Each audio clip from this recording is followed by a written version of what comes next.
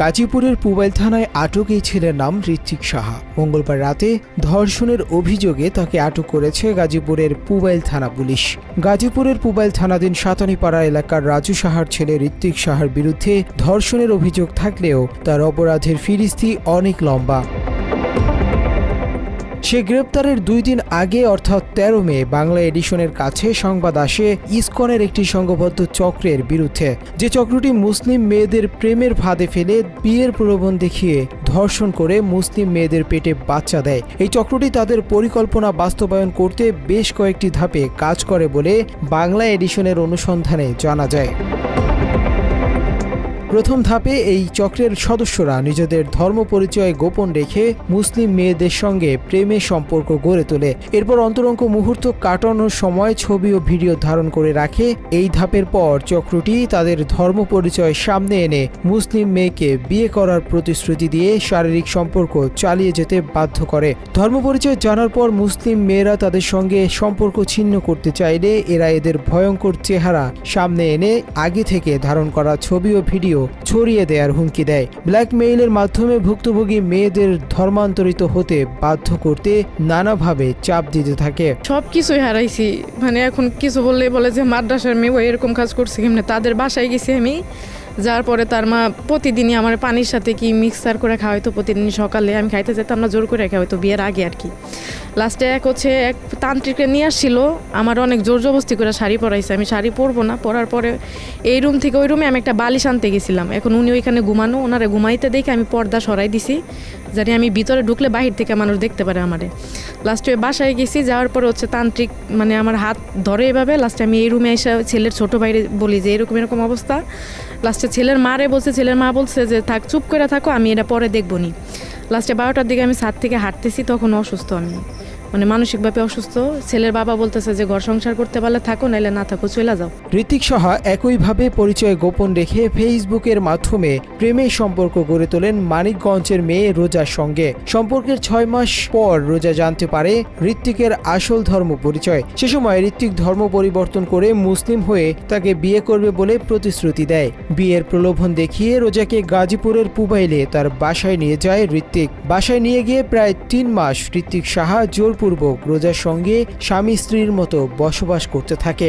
জোরপূর্বক সংসার করাকালে মুসলিম মেয়েটিকে শাখা সিঁদুর পরতে বাধ্য করে এবং হিন্দু ধর্মীয় রীতিনীতি মানতে বাধ্য করতে থাকে বলে ভুক্তভোগী রোজা বাংলা এডিশনকে জানায়। উকিলের মাধ্যমে আর কি, আদালতে না, উকিলের মাধ্যমে বিয়ে পড়ায় আর কি, কোর্ট ম্যারেজ করায়। কিন্তু কাগজ পড়ার সময় আমার এসে দেয় না, শুধু সিগনেচার করায় চলে আসি। দেন বাসায় আসার পরে সে আমার প্রতিশ্রুতি দিছিল যে তার এইচএসসি পরীক্ষার পরে সে আমার আলাদা নিয়ে থাকবে, কিছুদিন তাদের বাসায় থাকতে। আমার ধর্ম আমি পালন করব, সে তার ধর্ম পালন করবে। আমি নামাজ কালাম পড়তে গেলে নামাজ কালাম পড়তে দিত না, পূজা করতে বলতো, ওইগুলো নিয়ে চিল্লাচিল্লি করতাম বাসার মধ্যে। রোজা মাদ্রাসা পড়ুয়া ছাত্রী এবং মুসলিম হওয়ায় ঋত্বিকের চাপিয়ে দেয়া ধর্ম মেনে নিতে পারছিলেন না। এ বিষয়ে রোজা প্রতিবাদ করতে চাইলে অন্তরঙ্গ ছবি সামাজিক যোগাযোগ মাধ্যমে ছড়িয়ে দেওয়ার হুমকি দেয় ঋত্বিক সাহা। শারীরিকভাবে ক্ষতি হয়েছে, মানসিকভাবে টর্চার করছে। 3 মাসের মধ্যে কোনো জামা কাপড় কোনো কিছু না, একটা জিনিস খাইতে গেলে অত্যাচার করছে। জোরপূর্বক শাখা সিঁদুর পরা এবং হিন্দু ধর্মীয় রীতিনীতি মানতে বাধ্য করা নিয়ে রোজা প্রতিবাদ জানালে স্থানীয় মুসলমান সমাজে ঘটনাটি জানাজানি হয়ে যায়। স্থানীয়রা থানায় যোগাযোগ করলে থানা পুলিশ ঋত্বিকের বাসা থেকে রোজাকে শাখা সিঁদুর পরা অবস্থায় উদ্ধার করে। চলতি মাসের 2 তারিখে পুবাইল থানার ওসি আমিনুল ইসলাম ভিকটিম রোজাকে আদালতের জিম্মায় প্রেরণ করেছিল বলে বাংলা এডিশনকে জানায়। একজন মুসলমানের মেয়ে হিন্দু আপনার সাথে শাখা সিঁদুর পড়ছে। স্থানীয় লোকজন এবং যারা আমাদের ওই আলেম ওলামা আছে, তাদের মধ্যে একটা ক্ষোভের সৃষ্টি হয়। ক্ষোভের সৃষ্টি করলে এটা অনাকাঙ্ক্ষিত পরিস্থিতি তৈরি হয়। আমরা সঙ্গে সঙ্গে জানার পর তারপরে ওইখানে যে ছেলে মেয়েকে আমরা রিকভারি করার চেষ্টা করি, কিন্তু আমরা ছেলেকে পাই না। ছেলে পালিয়ে যায়, মেয়েকে পাই। পাওয়ার পরে বিধি অনুযায়ী মেয়েকে আমরা নিয়ে যে বিজ্ঞ আদালতে সোপর্দ করছি। স্থানীয় মানুষ এবং পুবাইল থানা পুলিশের সহায়তায় রোজা এক দুর্বিষহ বন্দিশালা থেকে মুক্তি পেয়েছে। তবে ততক্ষণে ঋত্বিকের ধর্ষণের ফলে 2 মাসের গর্ভবতী হয়েছেন মুসলিম মেয়ে রোজা। ইতোমধ্যে সকল ঘটনার জেরে পরিবারহীন হয়ে পড়েছেন রোজা। সব হারিয়ে রোজা তার সাথে ঘটে যাওয়া অপরাধের বিচারের দাবি করেন। গত 12 মে ভুক্তভোগী রোজা এবং বাংলা এডিশনের অনুসন্ধানী দল বিষয়টি গাজীপুর রেঞ্জ ডিআইজিকে অবহিত করে এবং পুবাইল থানায় গিয়ে ঋত্বিকের বিরুদ্ধে একটি মামলা দায়ের করেন। বাংলা এডিশনকে ঘটনার বর্ণনা দেন পুবাইল থানার ভারপ্রাপ্ত কর্মকর্তা আমিনুল ইসলাম। আমরা জানতে পারলাম যে তার সাথে এইভাবে আপনার এফিডেভিট করে বিয়ে হয়েছে, এরপরে এখানে এসে ছিল। যাক, এই সংক্রান্তে পরবর্তী সময়ে এই মেয়েটা আবার আমাদের থানায় হাজির হয়ে একটা এজাহার অভিযোগ দায়ের করে লিখিত। এই বিষয়টা আমাদের আইনগত ব্যবস্থা প্রক্রিয়াধীন, আমরা এটা তদন্ত করে যথাযথ আইনগত ব্যবস্থা গ্রহণ করব। ওসির এমন বক্তব্যের 2 দিনের মাথায় মঙ্গলবার রাতে গাজীপুরের পুবাইল থানার পুলিশ অভিযান চালিয়ে গ্রেপ্তার করেন মুসলিম নারীদের সতীত্ব নষ্ট করা চক্রের সদস্য ঋত্বিককে। তবে ভুক্তভোগী নারীর দাবি, অসংখ্য ঋত্বিক নাম পরিচয় গোপন করে মুসলমান মেয়েদের ফাঁদে ফেলছে প্রতিনিয়ত।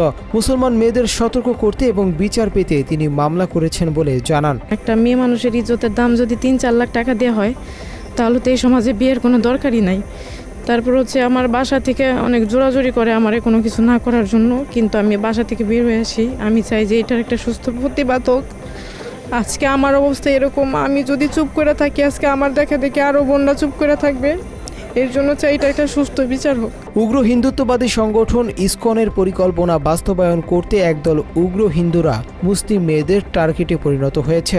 এদের অধিকাংশই সামাজিক যোগাযোগ মাধ্যম ফেসবুকের মাধ্যমে সখ্যতা গড়ে তোলে, যে কারণে সামাজিক যোগাযোগ মাধ্যমগুলোতে সতর্কতার সঙ্গে বিচারণ সহ অভিভাবকদের সন্তানদের প্রতি যত্নশীল হওয়ার পরামর্শ দেন পুবাইল থানার ভারপ্রাপ্ত কর্মকর্তা। তো বর্তমান যে অনলাইনে যে অপরাধগুলো হচ্ছে, এগুলো হচ্ছে আমাদের ছেলেমেয়েরা জড়াচ্ছে। আমাদের সচেতনতা দরকার, সবাইকে বলতে হবে অনলাইনের ভালো ব্যবহার আছে, খারাপ ব্যবহার আছে। বিশেষ করে আমাদের ছেলে মেয়েরা বা যারা এই অপরাধ দৌড়াচ্ছে তাদেরকে আপনার এই সচেতন না করলে আসলে সচেতন করা ছাড়া আর কোনো উপায় আমাদের নাই। তাদের সচেতন করতে হবে যে এই জায়গায় এটা করলে ক্ষতির সম্মুখীন হবে, এটা করলে উপকার হবে। মুসলিম মেয়েদের সতীত্ব রক্ষা করতে এবং উগ্র হিন্দুদের প্রতিহত করতে বাংলাদেশের মুসলমানদের এখনই প্রতিরোধ গড়ে তোলা উচিত বলে ধারণা করেন ধর্ম সচেতনরা। আল্লাহ হাফেজ।